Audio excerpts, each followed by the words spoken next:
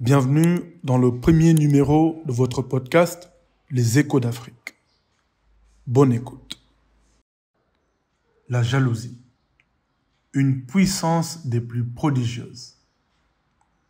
Un avare et un envieux allèrent trouver le roi, qui leur dit « Que l'un de vous me demande ce qu'il voudra et je l'exaucerai, à condition de donner le double à l'autre. » L'envieux ne voulait pas demander en premier, car il ne pouvait supporter que son camarade reçoive 2 fois plus que lui. L'avare non plus, car il voulait tout. Finalement, l'avare convainquit l'envieux d'exprimer son vœu le premier. Celui-ci demanda au roi de lui arracher un œil. Une des sources les plus puissantes de la malveillance est l'envie. Pour le dire plus clairement, elle est la malveillance même, excitée par le bonheur, les biens et autres avantages que nous voyons chez autrui. Jamais elle n'est plus impardonnable, ni plus venimeuse, que lorsqu'elle s'en prend aux qualités de la personne même, car alors, il ne reste plus d'espoir à l'envieux.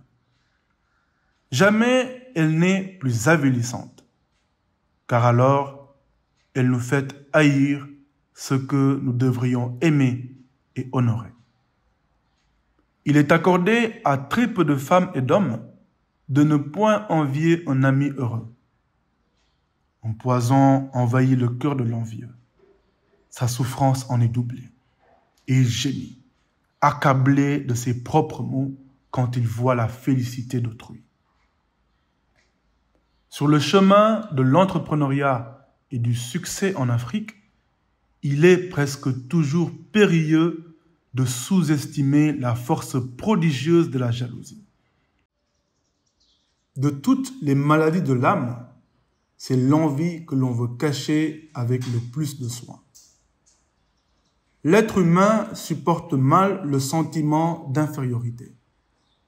Un don, un talent ou un pouvoir qui nous sont supérieurs nous perturbe souvent. C'est peut-être parce que nous sommes, pour la plupart, affligés d'une encombrante vanité. Lorsque nous rencontrons des personnes qui nous surpassent, elles nous prouvent que nous sommes en fait médiocres, ou du moins pas aussi brillants que nous le croyons. Cette perturbation, parfois très profonde, de l'image que nous avons de nous-mêmes, ne peut durer sans éveiller de vils sentiments. Avant la jalousie, c'est l'envie à un premier degré qui se manifeste d'abord. Ah, si seulement nous possédions les qualités ou les talents de cette personne, nous serions plus heureux. Mais l'envie n'apporte pas le réconfort, pas plus qu'elle ne réduit la disparité. On ne peut pas non plus l'admettre, car il est mal vu d'être jaloux.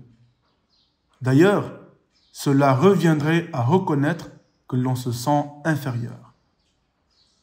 À des amis très proches, on confie parfois ses désirs secrets non réalisés, mais jamais sa jalousie. Tout reste donc caché. On déguise son envie de toutes sortes de façons. Par exemple, sous des critiques, il est peut-être plus intelligent que moi, mais son savoir n'est que livresque. Il a beau être nanti, mais c'est une vraie canaille. Il n'est pas modeste. Il se croit plus doué que tout le monde. Ou bien, à l'inverse, on se répand en louanges excessives. Autre manière particulièrement subtile de dissimuler sa jalousie. Il existe plusieurs stratagèmes pour gérer intelligemment ce sentiment insidieux et destructeur. D'abord, acceptez humblement et sincèrement qu'il y aura toujours des personnes pour vous dépasser d'une manière ou d'une autre. Acceptez aussi honnêtement, au fond de vous-même, le fait que vous les enviez. Mais ne culpabilisez pas. Faites plutôt de ce sentiment naturel un moteur qui vous amène un jour à les égaler, voire à les surpasser. La jalousie vous détruit et vous empoisonne l'âme lorsque vous vous abandonnez à son pouvoir. Lorsque vous la domptez, cependant, elle est capable, presque à elle seule, de vous hisser vers les plus hauts sommets sur l'échelle du succès. La jalousie. Une mauvaise herbe à ne pas arroser. Dans son formidable livre « Traité du désespoir » que je vous recommande vivement, le grand philosophe Kierkegaard affirme qu'il existe certains types de gens qui ont le don de déclencher la jalousie de leurs semblables et qui sont, en cela, aussi coupables que les jaloux eux-mêmes. Nous en connaissons tous.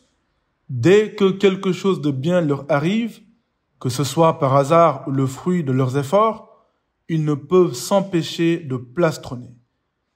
En fait, ils prennent même un malin plaisir à faire sentir leur infériorité aux autres. Pour cela, rien à faire. Sinon rappeler le précieux conseil d'un grand diplomate du siècle de la Renaissance, les choses extraordinaires, lorsqu'elles sont visibles à toute heure, rendent les hommes plus envieux que celles que l'on accomplit en secret et avec décence. Toutefois, d'autres le font de façon inconsciente et ne sont qu'en partie à blâmer, sinon pas du tout. C'est souvent le cas, par exemple, de personnes dotées de charme et de grands talents. Elles polarisent l'attention malgré elles et attirent avec celle-là l'envie et la jalousie. N'ayez pas la bêtise de croire que vous ne susciterez que l'admiration en affichant fièrement des qualités qui vous placent au-dessus de la mêlée. En faisant intentionnellement sentir aux autres l'infériorité de leur position, vous n'éveillez qu'une revendication malheureuse du moi, qui les rongera jusqu'à ce qu'ils finissent par vous attaquer au moment où vous vous y attendez le moins. Le niais défie les dieux de l'envie en se vantant naïvement de ses victoires. L'homme d'esprit, quant à lui, sait que l'apparence de la supériorité n'est rien comparé à sa réalité effective. Il déjoue le venin mortel de la jalousie par l'électuaire le plus puissant qui soit, l'humilité. En effet, c'est une suprême habileté que de savoir cacher son habileté. La jalousie est souvent, hélas, une taxe que toute éminence doit payer. Les mauvaises herbes au jardin. Certes, vous ne les cultivez pas, mais elles prennent de la vigueur à la faveur de vos arrosages. À votre insu, elles envahissent vos plates-bandes et étouffent vos jolies fleurs. Avant qu'il ne soit trop tard, cessez d'arroser à l'aveuglette. Détruisez les mauvaises herbes de la jalousie en vous abstenant de les abreuver. Gardez-vous des envieux, car ils sont tellement sournois qu'ils vous saperont par toutes sortes de moyens détournés. Une personne jalouse ne souffre pas seulement de ce qu'elle voit, mais aussi et surtout de ce qu'elle imagine. Mais ne prenez pas trop de gants. Cela ne ferait qu'accroître leur jalousie. Ils sentiront votre prudence et y verront un signe supplémentaire de votre supériorité. C'est pourquoi il faut éviter, avant tout, que la jalousie ne s'installe.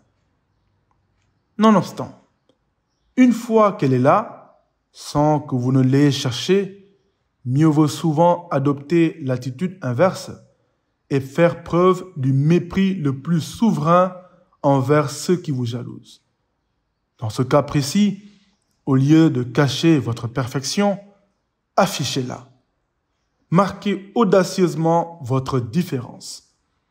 Que chaque nouveau triomphe auxquels ils ne s'attendaient certainement pas, soit l'occasion de les mettre au supplice. Votre réussite et votre succès deviendront leur enfer sur terre. Tant que leur jalousie n'a aucun effet sur vous, ils seront prisonniers de leur envie, tandis que vous serez libre dans votre admirable réussite. Ne gaspillez jamais une énergie précieuse à haïr les gens qui sont jaloux de vous. Il faut plutôt s'appliquer à respecter leur jalousie, car après tout, ce sont des gens qui pensent et reconnaissent que vous êtes meilleur et plus doué qu'eux. Un ultime conseil cependant, retenez bien ceci. Une fois que la jalousie a révélé son véritable visage, il est souvent plus sage de fuir les jaloux, avec une diligence pressante et une élégance vertueuse, et de les laisser ainsi brûler dans la géhenne qu'ils ont eux-mêmes créée, de peur qu'ils ne vous y entraînent bientôt et ne finissent par vous détruire. Merci.